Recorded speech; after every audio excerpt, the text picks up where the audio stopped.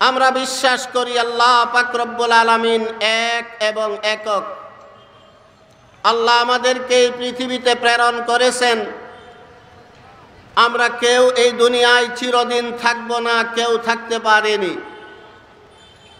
দুনিয়াতে যারাই এসেছেন, দুনিয়া ছেড়ে চলে গেছেন। আমাদের চোখের সামনে আমাদের চেয়ে অনেক বয়স্ক মানুষরা চলে গেছেন, আমাদের সমবয়সী অনেক মানুষ চলে গেছেন, আমাদের চেয়ে অনেক কম বয়সী লোকও আমাদের চোখের সামনে পরকালে চলে গেছেন, ঠিক কিনা? অনেকেই হয়তো আমরা এমনও আছি নিজের সন্তানকে নিজ হাতে কবরে দাফন করেছি, ঠিক কিনা?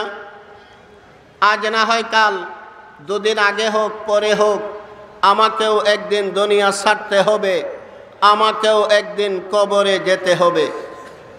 আমরা যে দুনিয়াতে আসলাম, আল্লাহ পাক রব্বুল আলামিন যে দায়িত্ব দিয়ে আপনাকে আমাকে এই পৃথিবীতে প্রেরণ করেছেন, সে দায়িত্ব পালন করতে গিয়ে ইচ্ছায় অনিচ্ছায়, জেনে না জেনে, শোনে না শুনে, দেখে না দেখে, শয়তানের প্ররোচনায় পড়ে, নফসের ধোকায় পড়ে আমরা আল্লাহ পাক রব্বুল আলামিনের হাজারো বিধান লঙ্ঘন করে থাকি, ঠিক কিনা?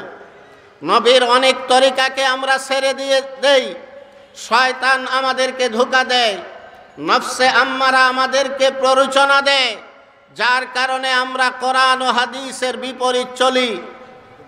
আমাদের জীবনে হাজারো গুনাহ, আমরা হাজারো গুনায় জর্জরিত।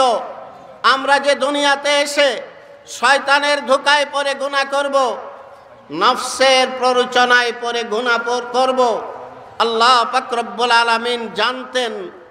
এজন্য দুনিয়াতে আসার পর আমাদের থেকে যদি কোনো গুনাহ হয়ে যায়, এই গুনাহ থেকে আমরা কিভাবে বেরিয়ে আসব, এই গুনাহ থেকে আমরা কিভাবে মুক্ত হব, আমরা কিভাবে আমাদের অতীত জীবনের গুনাহগুলোকে ক্ষমা করাতে পারবো, এর ব্যবস্থা দিয়ে আল্লাহ পাক রব্বুল আলামিন আপনাকে আমাকে দুনিয়াতে প্রেরণ করেছেন। আল্লাহ পাক রব্বুল আলামিন তওবার ব্যবস্থা দিয়েছেন, যাতে এই তওবার মাধ্যমে আমরা আমাদের অতীত জীবনের গুনাহগুলো থেকে বেরিয়ে আসতে পারি। আল্লাহ পাক রব্বুল আলামিন কোরআনে কারীমের বিভিন্ন স্থানে তওবার আলোচনা করেছেন। আমি আপনাদের সামনে ছোট্ট একখানা আয়াতের প্রথম অংশ মাত্র তেলাওয়াত করেছি, যেখানে আল্লাহ পাক রব্বুল আলামিন পরিষ্কার ভাষায় মুমিনদেরকে তওবার নির্দেশ দিয়েছেন। আল্লাহ পাক রব্বুল আলামিন এই আয়াতে আপনার আমার মতো যারা মুমিন, আপনার আমার মতো যারা ঈমানের দাবিদার, আপনার আমার মতো যারা আল্লাহকে এক বলে বিশ্বাস করি, আপনার আমার মতো যারা নবীকে বিশ্বাস করে, আপনার আমার মতো যারা পরকালে বিশ্বাসী, তাদেরকে আল্লাহ পাক রব্বুল আলামিন সম্বোধন করেন ইয়া আইয়ুহাল্লাযীনা আমানু, হে ঈমানদারগণ, হে মুমিনের দল, তুবু ইলাল্লাহি তাওবাতান নাসুহা। আল্লাহ বলেন, হে ঈমানদারগণ, আল্লাহর কাছে ফিরে যাও, আল্লাহর কাছে তওবা করো, তাওবাতান নাসুহা, খালিস তওবা, যে তওবার মাধ্যমে তোমরা যে গুনাহে লিপ্ত আছো গুনাহ থেকে ফিরে আসতে পারো, যে তওবার মাধ্যমে তোমরা গুনার রাস্তা ছেড়ে দিয়ে ইবাদতের রাস্তা অবলম্বন করতে পারো, এমনভাবে তোমরা আল্লাহর কাছে তওবা করো। আপনারা কি মনে করেন আমরা কি এমন কেউ আছি যে দাবি করতে পারি আমার জীবনে গুনাহ নেই? কেউ দাবি করতে পারবো? কথা বলেন। আমরা সবাই গুনাহগার। অনেক গুনাহ ইচ্ছা করে করেছি, অনেক গুনাহ অনিচ্ছায় করেছি। এমন অনেক গুনাহ আপনার আমার জীবনে আছে যেগুলি গুনাহ আমি জানি তারপরেও করেছি। অনেক গুনাহ আপনার আমার জীবনে এমনও আছে গুনাহ বলে আমি জানি না, আমি করেছি গুনাহ, কিন্তু এটাও যে গুনার কাজ সেটা আমার জানাই নেই। আমরা ইচ্ছায় অনিচ্ছায় হাজারো গুনাহে লিপ্ত হই। আল্লাহ পাক রব্বুল আলামিন আপনার আমার জন্য তওবার দরজাটা খোলা রেখেছেন মৃত্যুর আগ মুহূর্ত পর্যন্ত। বলেন আলহামদুলিল্লাহ।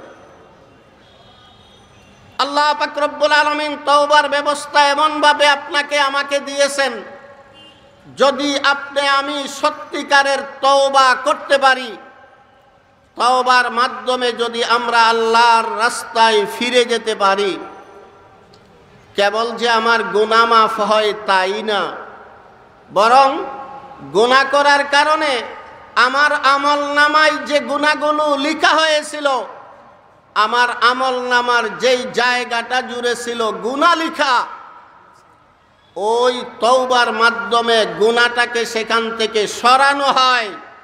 ওই স্থানটাকে আল্লাহ পাক রব্বুল আলামিন দয়া আর মায়া করে নেকি দিয়ে ভরপুর করে দেন।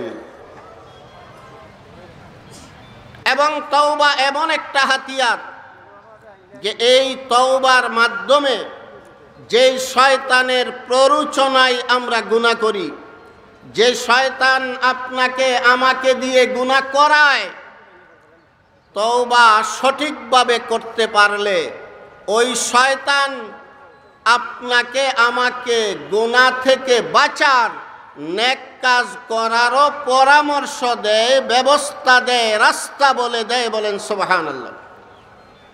শয়তান নেক কাজের রাস্তা বলে যদি সঠিকভাবে তওবা করা যায়। হযরত মুআবিয়া রাদিয়াল্লাহু তাআলা আনহুর এক ঘটনা লেখেন।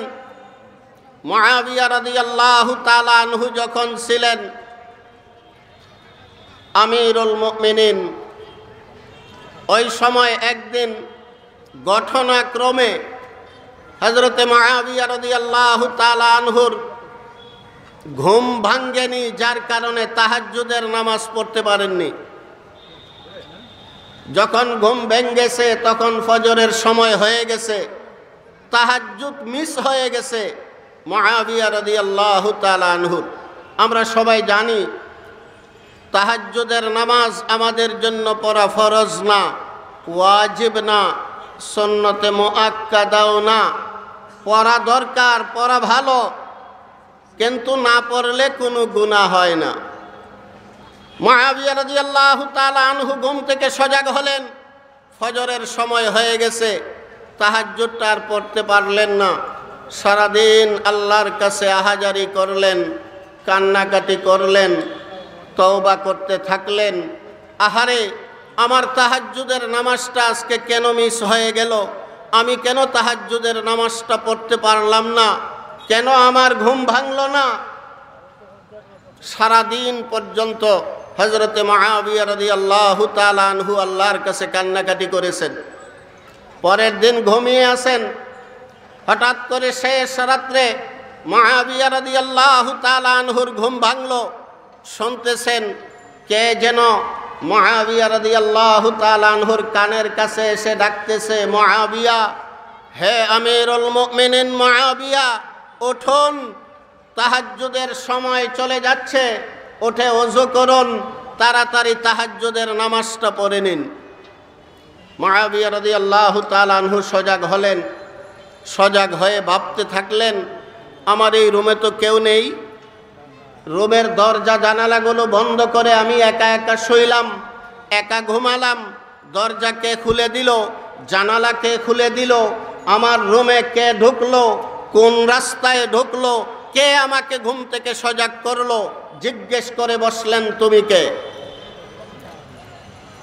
যে ডাকতেছিল সে বলতেছে, হুজুর, সময় খুব অল্প, কথা বললে তাহাজ্জুদের নামাজ পড়তে পারবেন না, আগে উঠুন, ওযু করে তাহাজ্জুদের নামাজ পড়ে নিন, তারপরে কথা হবে। মুআবিয়া রাদিয়াল্লাহু তাআলা আনহু বললেন, না, আগে পরিচয় দিতে হবে, বলতে হবে তুমি কে, কিভাবে আমার কামরায় ঢুকেছো। এক পর্যায়ে যে ডেকেছিল সে বলতে বাধ্য হলো, আমি কোনো মানুষ নই, আমি দরজা খুলে আপনার রুমে ঢুকিনি, আমার রুমে প্রবেশের জন্য জানালা খুলতে হয় না। আমি ইবলিস, আমি শয়তান। কথা না বাড়িয়ে তাড়াতাড়ি ওযুটা করে নামাজটা পড়ে নিন। মুআবিয়া রাদিয়াল্লাহু তাআলা আনহু বললেন, নামাজ পড়ব, আগে জানতে হবে তুমি কেন আমাকে ঘুম থেকে সজাগ করলে। তুমি যদি সত্যই শয়তান হয়ে থাকো, তুমি যদি সত্যিই ইবলিস হয়ে থাকো, তোমার কাজ মানুষকে নামাজে বাধা দেওয়া, তোমার কাজ মানুষকে রোজাতে বাধা দেওয়া, তোমার কাজ মানুষকে ইবাদত থেকে ফিরিয়ে রাখা, তোমার কাজ তো তাহাজ্জুদের জন্য মানুষকে ঘুম থেকে সজাগ করা নয়। তোমার কাজ তাহাজ্জুদের সময় মানুষকে ঘুম পাড়িয়ে রাখা। তুমি আজ আমাকে কেন ঘুম থেকে সজাগ করলে তার জবাব দিতে হবে, তারপরে ওযু করব, নামাজ পড়ব। ইবলিস জবাব দিল। মাওলানা রুমি রহমতুল্লাহ আলাইহি শয়তানের দেয়া জবাবটাকে মসনবী শরীফে এইভাবে উল্লেখ করেছেন। শয়তান বলল, গফতে মা আউয়াল ফেরেশতা বুদায়েম, গফতে মা আউয়াল ফেরেশতা বুদায়েম, রাহ তাআত রাব যা পে মুদায়েম, পেশায়ে আউয়াল কুজা আজ দিল রুয়াদ, পেশায়ে আউয়াল কুজা আজ দিল রুয়াদ, মাহরে আউয়াল कैस दिल जाइल सुवाद ने कुआरा, रहनुमाई में कुनाम ने कुआरा, रहनुमाई में कुनाम, मरबदारा पेशवाई में कुनाम ने कुआरा, रहनुमाई में कुनाम, मरबदारा पेशवाई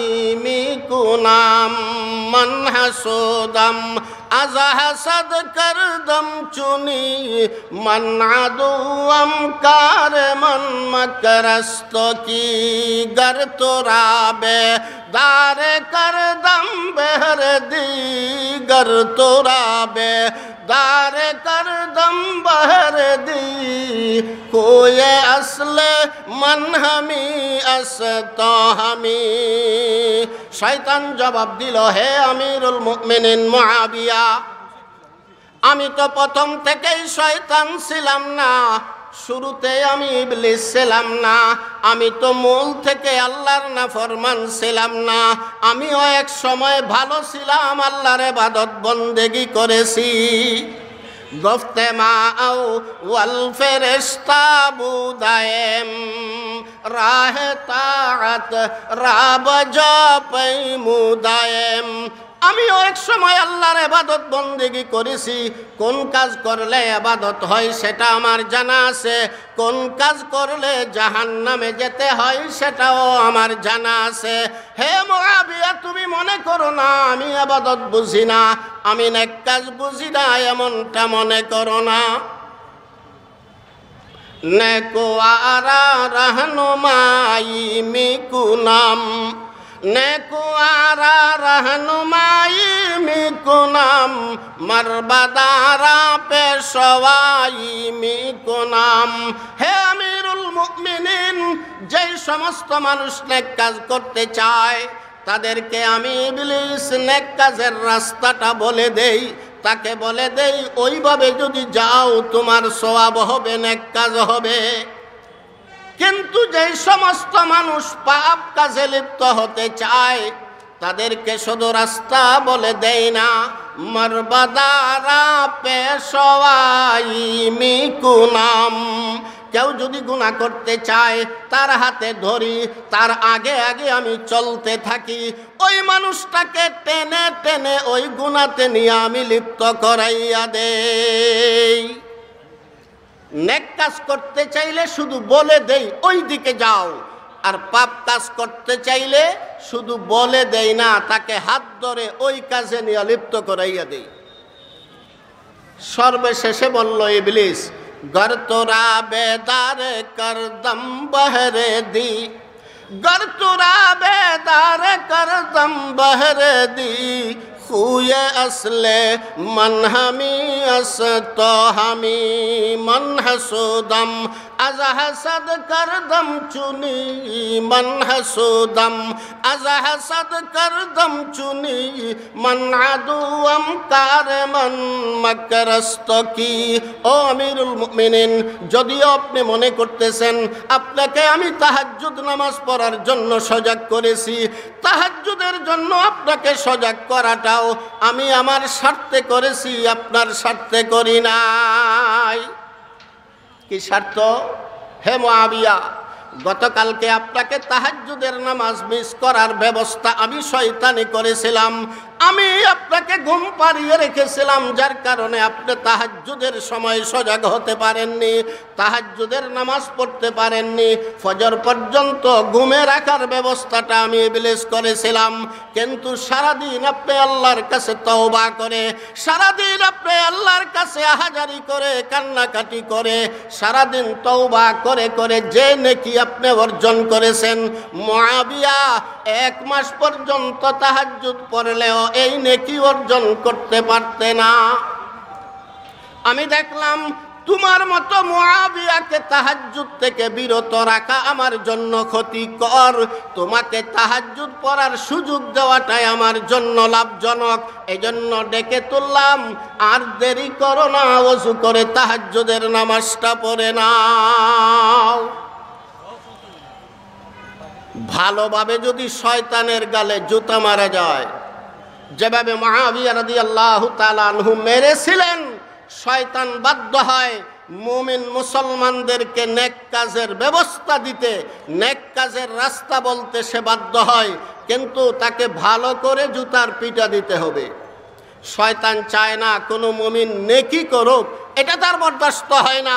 সে যখন দেখবে কোনো গুনার কাজ হয়ে গেলে তওবার মাধ্যমে এর চেয়ে বেশি গুনাহ সে সওয়াব করে নেয়, যখন দেখবে তওবার মাধ্যমে ওই যে নেকিটা ছুটে গেছে এর চেয়ে বেশি নেকি সে অর্জন করে নেয়, শয়তান বাধ্য হয় ওই নেকির ব্যবস্থা দিতে, তবু যেন তওবা করে বেশি নেকি অর্জন করতে না পারে। এজন্য আল্লাহ পাক রব্বুল আলামিন তওবার ব্যবস্থা রেখেছেন। দুনিয়ার মানুষ, হে ইমানদারেরা, গুনাহ তোমাদের হবে, শয়তান পিছনে লাগানো, শয়তান প্ররোচনা দিয়ে তোমাদেরকে গুনাহে লিপ্ত করবে, নফসে আম্মারা ধোঁকা দিয়ে তোমাদেরকে গুনাহে লিপ্ত করবে। তোমরা যখন গুনাহ হয়ে যাবে, তুমি যখন বুঝতে পারবে আমি গুনাহ করে ফেলেছি, সাথে সাথে আল্লাহর কাছে তওবা করে নাও। তওবা লম্বা আলোচনা, শুধু আস্তাগফিরুল্লাহ পড়ার নাম তওবা না। আস্তাগফিরুল্লাহ পড়লে তওবা হয় না, এবং তওবার জন্য কোনো হুজুরকে ডেকে বাসাতে আনতেও হয় না। আমি এই কথা বলছি না আস্তাগফিরুল্লাহ পড়লে কোনো লাভ নাই, এই কথা বলছি না। আস্তাগফিরুল্লাহতে অবশ্যই লাভ আছে, কিন্তু তওবা ভিন্ন জিনিস, আস্তাগফিরুল্লাহ ভিন্ন জিনিস। আস্তাগফিরুল্লাহর কথা বারংবার কোরআন হাদিসে এসেছে। সূরা নূহে হযরত নূহ আলা নবিয়্যিনা ওয়া আলাইহিস সালামের কথা বর্ণনা করে আল্লাহ পাক রব্বুল আলামিন কোরআনে কারীমে নকল করেছেন, ফাকুলতু আস্তাগফিরু রাব্বাকুম ইন্নাহু কানা গাফফারা ইউরসিলিস সামাআ আলাইকুম মিদরারা ويمددكم بأموال وبنين ويجعل لكم جنات ويجعل لكم أنهارا। মুফাসসিরিনে কেরাম তাফসীরের কিতাবে একটা ঘটনা লিখেছেন, হযরতে হাসান বসরি রাহমাতুল্লাহি আলাইহির যুগের ঘটনা। হযরতে হাসান বসরি রাহমাতুল্লাহি আলাইহি ছাত্রদেরকে নিয়ে একদিন পড়াইতেছিলেন। একজন লোক আসলেন, আয়েশা বললেন, হুজুর বিয়ে করেছি, অনেক দিন হয়েছে, মেয়ে হচ্ছে, আল্লাহ এখন পর্যন্ত কোনো পুত্র সন্তান দেননি, একটু দোয়া করুন আল্লাহ যেন আমাকে একটা পুত্র সন্তান দান করেন। হাসান বসরি রহমতুল্লাহ আলাইহি বললেন, যাও বেশি বেশি করে আস্তাগফিরুল্লাহ পড়ো। চলে গেলেন। কিছুক্ষণ পর আরেকজন লোক আসলেন, আয়েশা বললেন, হুজুর অনেক দিন থেকে বৃষ্টি হচ্ছে না, ফসল নষ্ট হয়ে যাইতেছে, দোয়া করুন আল্লাহ যেন বৃষ্টি দেন। হাসান বসরি বললেন, যাও বেশি বেশি করে আস্তাগফিরুল্লাহ পড়তে থাকো। লোকটাও চলে গেল। কিছুক্ষণ পর আরেকজন আসলেন। আয়েশা বললেন, হুজুর দোয়া করুন, বাগান নষ্ট হয়ে যাচ্ছে, বাগানে ফল নাই, আল্লাহ যেন ফসল বেশি করে দান করেন, ফল দান করেন। হাসান বসরি বললেন, যাও বেশি বেশি করে আস্তাগফিরুল্লাহ পড়ো। এক ছাত্র জিজ্ঞেস করলেন, হুজুর আজকে কি সব রোগের ওষুধ একটাই? যে কারণেই আসুক সবাইকে বলতেছেন আস্তাগফিরুল্লাহ পড়ো, আস্তাগফিরুল্লাহ পড়ো, সব রোগের কি এক ঔষধি হয়ে গেল? হাসান বসরি রহমতুল্লাহ আলী জবাব দিলেন, ভাই এটা তো আমি বলতেছি না, আল্লাহ পাক রব্বুল আলামিন কোরআনে বলেছেন, ফাকুল তাস্তাগফিরু রাব্বাকুম ইন্নাহু কানা গাফফারা। তোমরা বেশি বেশি আল্লাহর কাছে ক্ষমা প্রার্থনা করো, ইস্তেগফার করো, আস্তাগফিরুল্লাহ পড়ো। ইন্নাহু কানা গাফফারা, আল্লাহ অধিক ক্ষমাশীল, আল্লাহ মাফ করে দিবেন।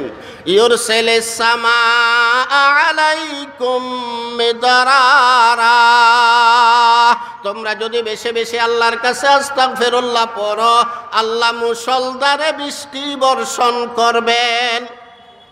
ইউরসিলিস সামাআ আলাইকুম মিদরারা ওয়া ইউমদিদকুম বিআমওয়ালিন ওয়া বানিন ওয়া ইয়াজআল লাকুম জান্নাতিন ওয়া ইয়াজআল লাকুম আনহারা। তোমরা যদি বেশি বেশি আস্তাগফিরুল্লাহ পাঠ করো, আল্লাহ পাক রব্বুল আলামিন মুষলধারে বৃষ্টি বর্ষণ করবেন। ওয়া ইয়াজআল লাকুম ওয়া ইউমদিদকুম বিআমওয়াল, তোমাদেরকে আল্লাহ সম্পদ দান করবেন। ওয়া বানিন, সন্তান ছেলে সন্তান দান করবেন। ওয়া ইয়াজআল লাকুম জান্নাত, তোমাদের বাগানগুলো ফল ফসল দিয়ে ভরে দিবেন। ওয়া ইয়াজআল লাকুম আনহারা, নদীগুলি আল্লাহ প্রবাহিত করে দিবেন। আল্লাহ বলেছেন কোরআনে আস্তাগফিরুল্লাহ পড়লেই সবগুলি ফায়দা হয়। এই জন্য না আমি বললাম যে লোকগুলো এসেছে সবার অসুবিধাটা এমন যে অসুবিধার ব্যবস্থা আল্লাহ কোরআনের এক আয়াতেই দিয়ে দিছেন। আমি তো কোরআন থেকে বলেছি, আমার পক্ষ থেকে তো কিছু বলি নাই। তো আস্তাগফিরুল্লাহ পড়লে লাভ নাই এ কথা বলতেছি না, অনেক লাভ, কিন্তু তওবা ভিন্ন জিনিস। এজন্য উলামায়ে কেরাম লিখেছেন, কোনো মানুষ যদি সুদী কোনো প্রতিষ্ঠানে চাকরি করে, সুদের লেনদেন হয় যে প্রতিষ্ঠানগুলোতে, এমন প্রতিষ্ঠানে কোনো ব্যক্তি যদি চাকরি করে, যতদিন এই চাকরিতে থাকবে তার তওবার ব্যবস্থা নাই, তওবা করতে পারবে না। তওবা করতে হলে আগে ওই চাকরিটা বাদ দিতে হবে, তারপরে আল্লাহর কাছে ক্ষমা চাইতে হবে। এজন্য উলামায়ে কেরাম লেখেন, একান্ত কোনো মানুষ যদি বাধ্য হয়ে সুদী লেনদেন হয় এমন কোনো প্রতিষ্ঠানে চাকরিতে থাকে, আর যদি তওবা করতে চায়, আপাতত তার দায়িত্ব হচ্ছে আল্লাহর কাছে বেশি বেশি আস্তাগফিরুল্লাহ পড়া, হালাল একটা চাকরির সন্ধান করা, আর যতদিন পর্যন্ত এই চাকরি ছাড়তে পারে নাই ততদিন পর্যন্ত আল্লাহর কাছে মাফ চাইতে থাকা। তওবা হবে না, তওবা করতে পারবে সেদিন যেদিন এই চাকরি ছেড়ে দিবে, এরপরে তাকে তওবা করতে হবে। এজন্য কোনো গুনাহে লিপ্ত থেকে তওবা করা যায় না, আস্তাগফিরুল্লাহ পড়া যায়। কোনো গুনাহে লিপ্ত থেকে তওবা হয় না, আল্লাহর কাছে মাফ চাওয়া যায়। তওবা করতে হলে সর্বপ্রথম এই গুনাহটাকে ছাড়তে হয়। যে গুনাহ থেকে তওবা করব, সর্বপ্রথম এই গুনাহটাকে ছাড়তে হয়, তারপরে আল্লাহর কাছে তওবা করতে হয়। এজন্য তওবা এবং আস্তাগফিরুল্লাহ এক জিনিস না, দুইটাতে ব্যবধান আছে। আমরা আস্তাগফিরুল্লাহ পড়তে পারি, আল্লাহর কাছে ক্ষমা চাইতে পারি, আল্লাহ হয়তো ক্ষমা করে দিবেন, কিন্তু তওবা যদি করতে হয় সর্বপ্রথমই আমাকে যে কাজটা করতে হবে সেটা হচ্ছে যেই গুনাহ থেকে আমি তওবা করতে চাচ্ছি সর্বপ্রথম এই গুনাহটাকে ছাড়তে হবে। আমি যদি চুরির গুনাহতে লিপ্ত হয়ে থাকি, আমাকে যদি তওবা করতে হয় সর্বপ্রথম চুরি বাদ দিতে হবে। নামাজ না পড়ে গুনাহ করেছি, যদি তওবা করতে হয় সর্বপ্রথম কাজ নামাজ পড়া শুরু করতে হবে। রোজা না রেখে তওবা করেছি, গুনাহ করেছি, যদি তওবা করতে হয় সর্বপ্রথম কাজ রোজা রাখা শুরু করতে হবে। তো যেই গুনাহ থেকে আমি তওবা করতে চাই সর্বপ্রথম আমাকে গুনাহ ছাড়তে হবে। গুনাহতে লিপ্ত থেকে তওবা হয় না। আর গুনাহ ছাড়ার জন্য কোনো ইমাম সাহেবের দরকার হয় না, কোনো বড় হুজুরের দরকার হয় না, কাউকে ডেকে বাসাতে আনার দরকার হয় না। না হয় জানি না, আমার এলাকাতে আছে, সিলেটে আমাদের বিভিন্ন এলাকাতে এখনো আছে। তওবা বলতে আমরা মনে করি যে তওবার সময় হচ্ছে যেদিন আমি দুনিয়া থেকে সম্পূর্ণভাবে নিরাশ হয়ে যাব, যেদিন আমার মন বলবে আর আমি খুব বেশি দিন দুনিয়াতে থাকবো না, আমার হায়াত প্রায় ফুরিয়ে এসেছে, হায়াত শেষ, আমি দুনিয়া থেকে চলে যাব। দুনিয়া থেকে যখন সম্পূর্ণ নিরাশ হয়ে যায় তখন অনেক সময় বলা হয় বড় মসজিদের বড় হুজুরকে নিয়ে আস, আমি তওবা করব। হুজুর আসেন, হুজুর আমাকে বলুন আল্লাহ গুনাহ করেছি, ভুল করেছি, জীবনে আর কোনোদিন গুনাহ করব না। আমিও হুজুরের হাতে হাত রেখে না হয় রুমালে ধরে হুজুরের সাথে আমি জপি, আল্লাহ আমি গুনাহ করেছি, ভুল করেছি, আর জীবনে গুনাহ করব না। এরকম তওবা করানো হয় না?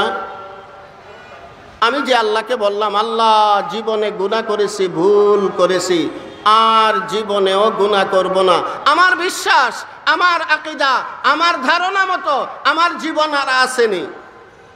আমার তো বিশ্বাস জীবন শেষ, দুনিয়া শেষ, আমি আর খুব বেশি দিন বাঁচব না। এই বিশ্বাস নিয়েই তো আমি তওবার রাস্তায় অগ্রসর হইলাম। মন বলতেছে আর বাঁচবো না, আর আল্লাহকে বলতেছি আল্লাহ আর জীবনে গুনাহ করব না। জীবন থাকলে না গুনাহ করবা, জীবন তো নাই তোমার। এজন্য আল্লাহ পাক রব্বুল আলামিন কোরআনে কারীমের এক আয়াতে বলেন তওবা কখন হবে?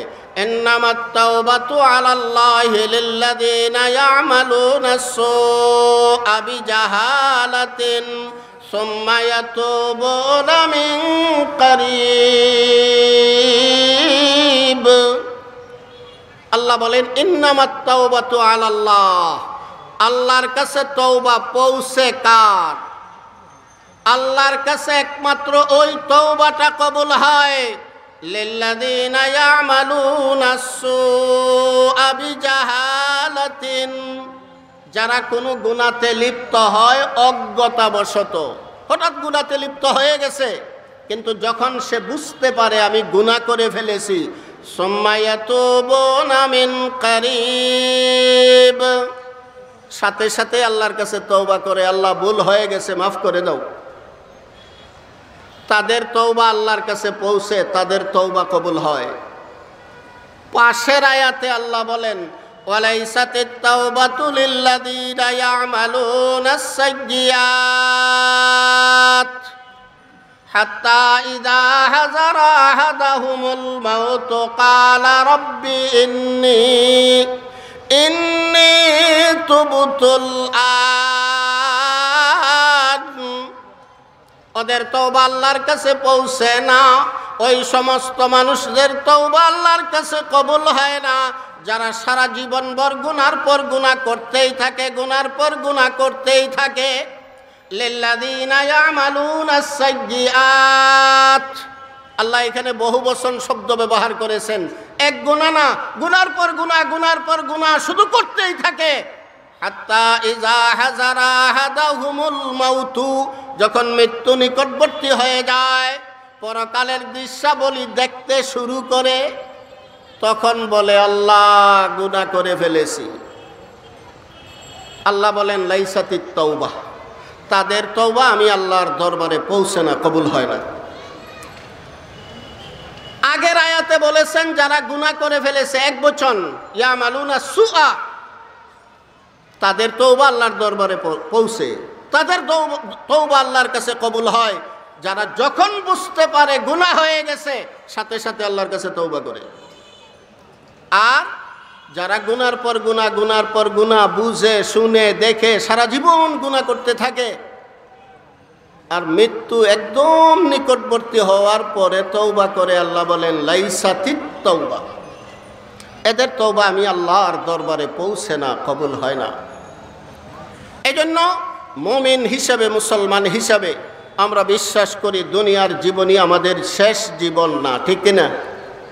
মৃত্যুর পরেও আমাদের জীবন আছে। পরকালে আল্লাহর সামনে আমাকে দাঁড়াতে হবে।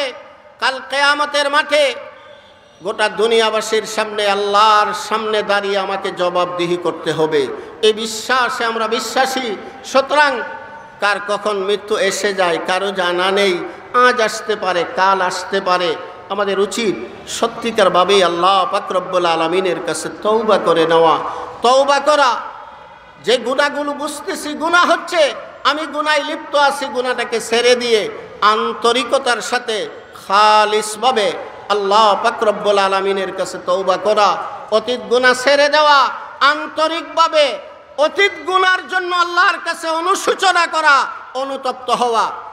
দার্শনিকগণ বলেন গুনার শাস্তি আগুনে জ্বলা।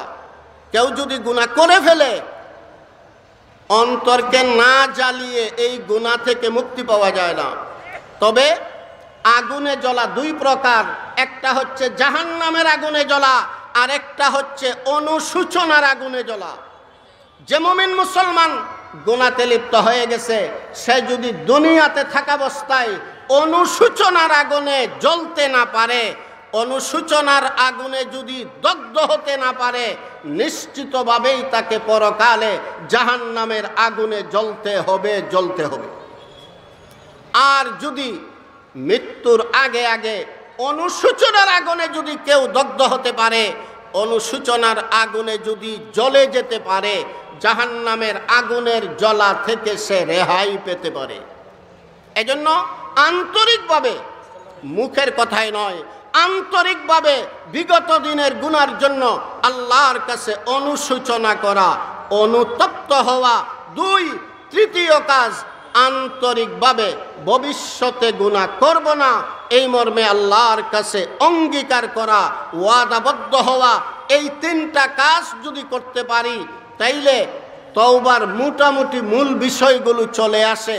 পাশাপাশি আমি যদি কোনো ফরজ ছেড়ে দিয়ে থাকি, এই ফরজের কাজার ব্যবস্থা যদি শরীয়তে থাকে, এর কাজাটাও আমাকে করতে হবে। আমি নামাজ পড়ি নাই, ফরজ নামাজ ছেড়ে দিয়েছি, এগুলোর কাজা আমাকে করতে হবে। আমি ফরজ রোজা ছেড়ে দিয়েছি, এর কাজা আমাকে করতে হবে। সারা জীবন মাফ চাই মাফ চাই বললে নামাজ কাজা যেটা, এর গুনাহ মাফ হবে না। এর জন্য শরীয়তের বিধান, আপনাকে কাজা, নামাজগুলো কাজা আদায় করতে হবে। যে রোজা ছেড়ে দিয়েছেন, এগুলোর কাজা করতে হবে। 5, যদি কোনো বন্দার হক মেরে থাকি, বন্দার হক বন্দার কাছে পৌঁছে দিতে হবে।